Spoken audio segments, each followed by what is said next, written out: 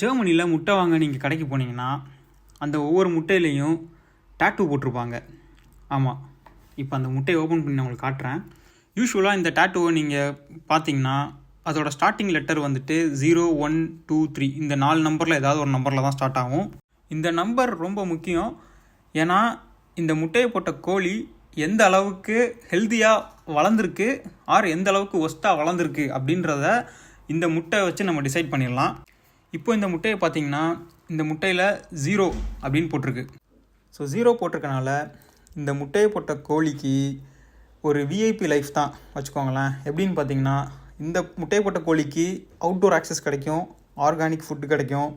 So நல்லா ஒரு பெரிய லேண்டில் நல்லா ஃப்ரீயாக வளருவாங்க. ஸோ இவங்க போடுற முட்டையெல்லாம் நம்ம 0ன்னு சொல்லிட்டு நம்ம டேட்டூ போட்டிருப்பாங்க, நம்ம அதை பார்த்து நம்ம தெரிஞ்சுக்கலாம்.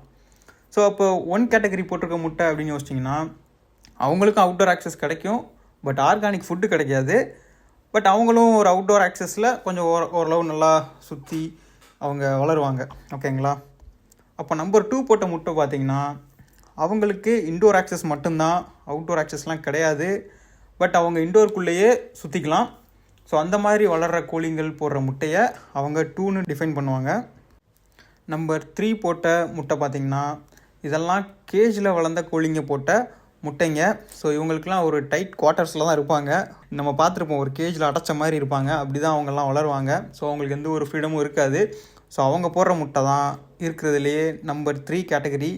யூஸ்வலாக ரேட்டு கம்மியாக இருக்கும், பெரிய பெரிய ட்ரேயில் நிறையா முட்டைங்க வச்சு கொடுப்பாங்க.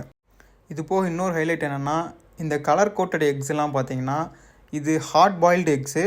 ஸோ இதுக்கு கலர் ஏன் இப்படி கொடுத்துருக்காங்கன்னா அந்த முட்டையை ப்ரொடெக்ட் பண்ணுறதுக்காக தான்.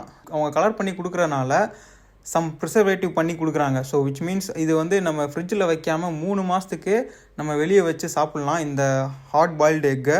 ஹோப் இந்த வீடியோ உங்களுக்கு ஒரு இன்ஃபர்மேட்டிவாக இருந்திருக்கும்னு நம்புகிறேன். ஸோ மறக்காமல் கீழே கமெண்ட் பண்ணுங்கள், நீங்கள் எந்த முட்டை நம்பரை சூஸ் பண்ணுவீங்க அப்படின்றத. So see you on next video. Tata bye.